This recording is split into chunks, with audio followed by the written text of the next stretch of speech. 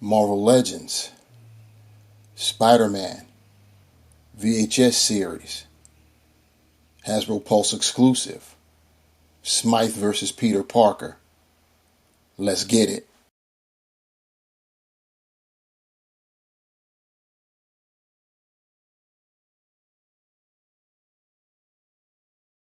What is good, my peeps? It's your Knucker Big Rucker back at you again with another action figure review, courtesy of Hasbro Marvel Legends. What we have here is number 4 and the final entry in the Spider-Man VHS 2-pack line of figures. And we end with Peter Parker, which is apropos, I guess, since we began with Spider-Man, albeit symbiote Spider-Man, or black suit Spider-Man, whichever you want to look at it as. Anyway, we've gotten 4 2-packs, and this is the last of the Spider-Man versions of the VHS series. I don't know if Hasbro is going to do any more VHS series or if they're going to table it for a while. I know they're tabling Spider-Man for a while, as they tabled X-Men, which is what they started with first. So, yeah, 4 and out is how we got going on. In this go round, we've got Smythe versus Peter Parker. You see the packaging right there in the front there, as we've got that cartoon style, 90s cartoon style artwork showing Spencer Smythe, and, or is that Alistair Smythe? It could be either or. I'm not sure at this particular time. Anyway, you've got Smythe and you've got Peter, and you've got the logo down below of Smythe, the banner, I should say, or band, Smythe versus Peter Parker. You've got the logo, as I should have stated in the beginning, of Spider-Man there at the top. We've got the Spider-Man logo at the very top of the packaging. On one side, this is the side right here. This is what the whole VHS motif is all about, as it looks like a video cassette 2-pack with Smythe as 1 and Peter Parker as 2. You've got illustrations, icons of both Smythe and Peter facing off at one another down below, with the Marvel Legends logo as well. On the rear, you have the digital renders of both figures, and that's really all you get. There's no sketches of their powers, or I should say power, their accessories, excuse me, I'm just all over the place right now, of their accessories, which is not many at all, are not many at all. And then, of course, on the other side, we have basically the same artwork, only separated, of Smythe and Peter, as well as that logo. And then now we have come full circle, or rectangle, or box, or whatever you want to call it.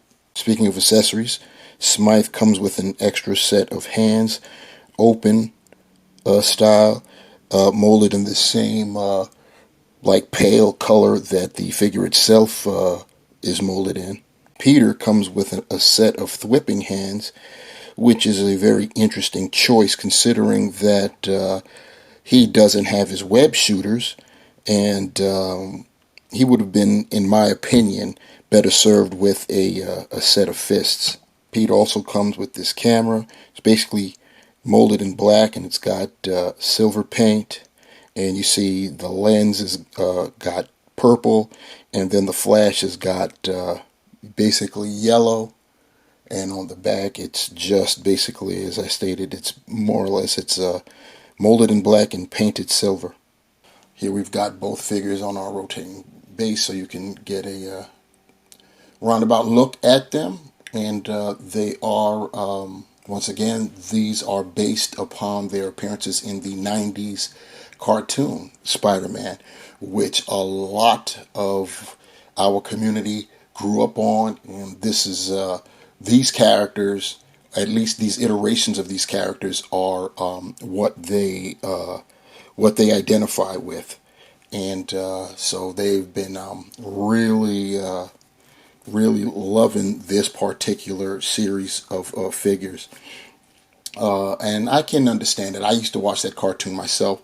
I think it would have been cool to either get one more set, or, and this is no shade to Smythe, he looks cool, but I think the majority of the community that was here for this series would have preferred having the Chameleon in place of Smythe, or in lieu of that, one more set, and Smythe could have been in it. My thoughts on it, since they always had a good guy, bad guy motif going, that Chameleon could have been with like maybe Joe Robbie Robertson, something like that, you know. But yeah, we didn't get it. Hopefully we'll get that version of Chameleon in retro style packaging. First up is Smythe. And you see what we got going on there, just like from the cartoon. He's rocking the flat top, and then when you turn to the rear, he is blazing the mullet. So definitely just like how he was in the cartoon. You see he's got that, it's not even a pale color, it's like a grayish pigmentation for his skin tone, because he did alter himself. And looking at the face, looking pretty cool there. He's got the, it's a neutral look, but it does have expression on it, so that's cool.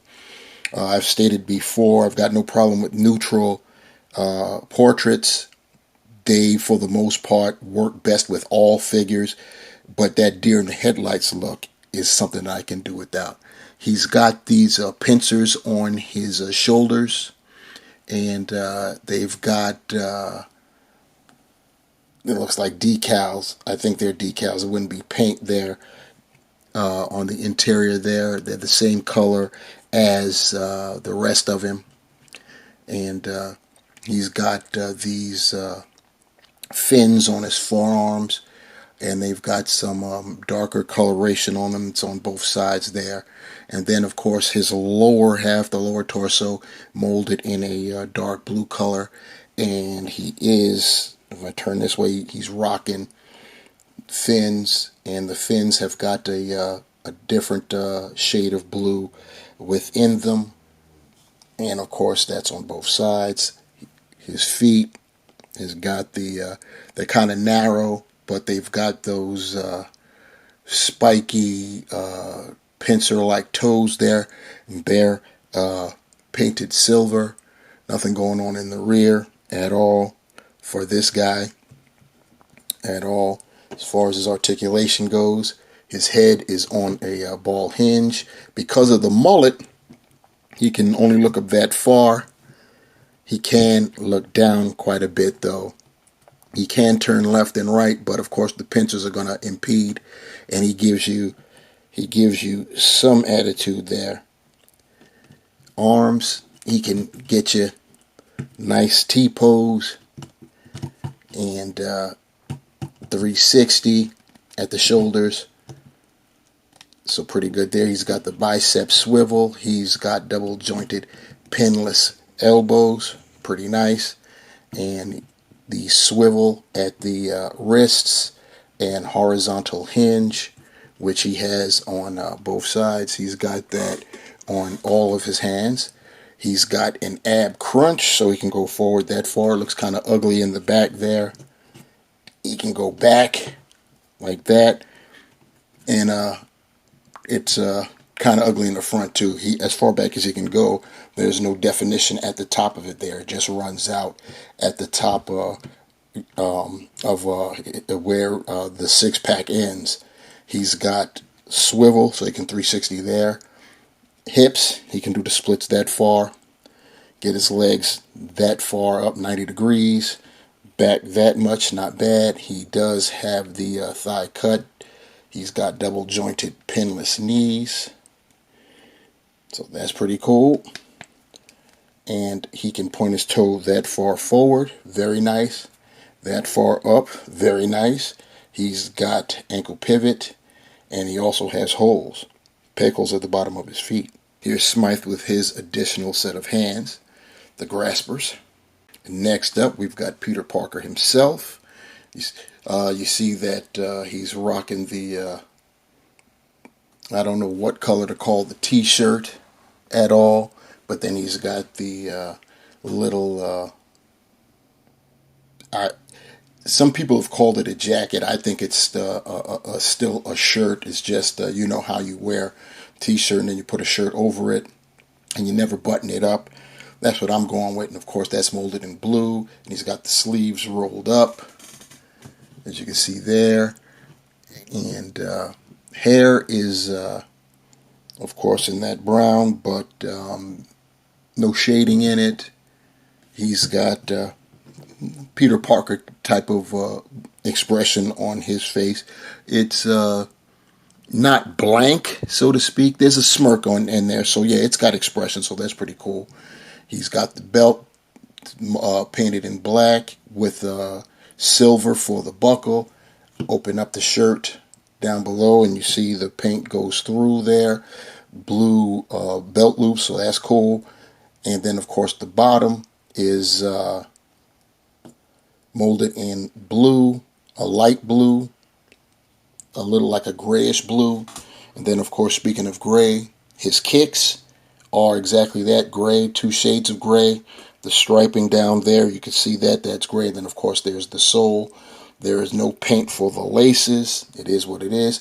His watch on his left hand is, do that and get out of my light there. Apologies, guys.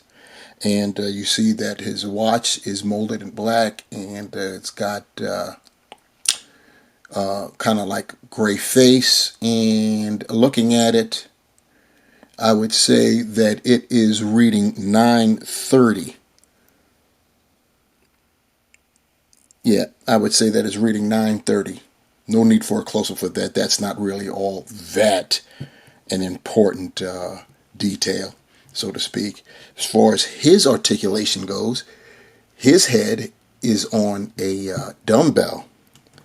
So he can only look up that far. I like dumbbell joints, but they need to improve upon it. I think all I have to do is deepen the notch in the neck, and you could get more range for the typical head sculpt. Obviously, if they've got more hair, you're not going to get much anyway.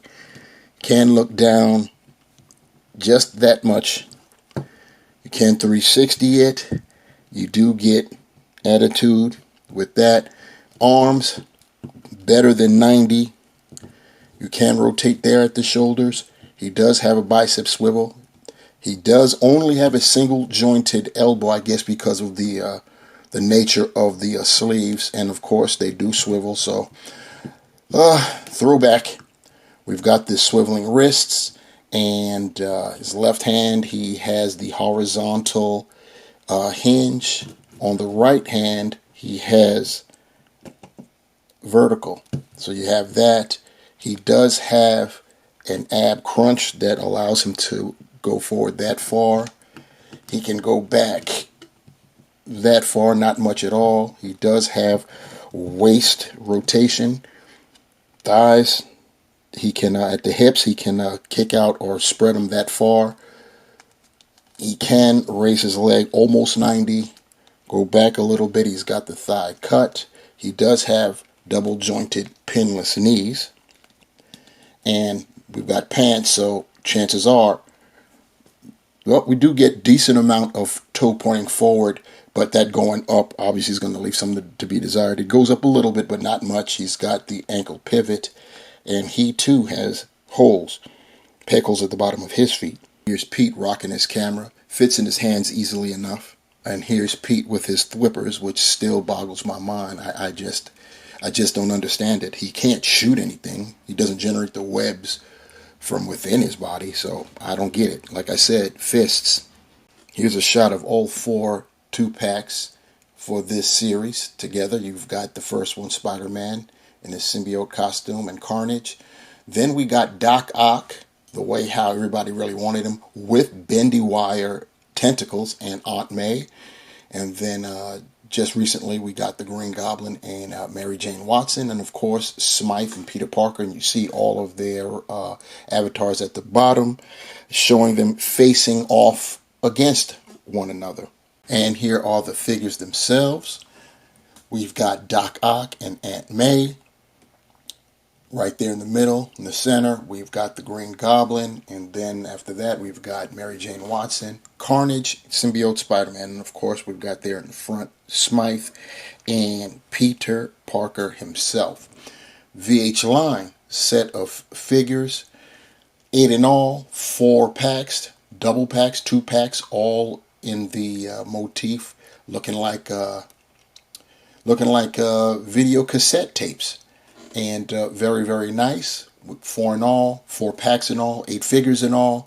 And that will do it for the Amazing Spider-Man, the Spider-Man VHS line. I don't know if Hasbro's going to continue on with the VHS motif and, you know, change it up to another character or team or whatever.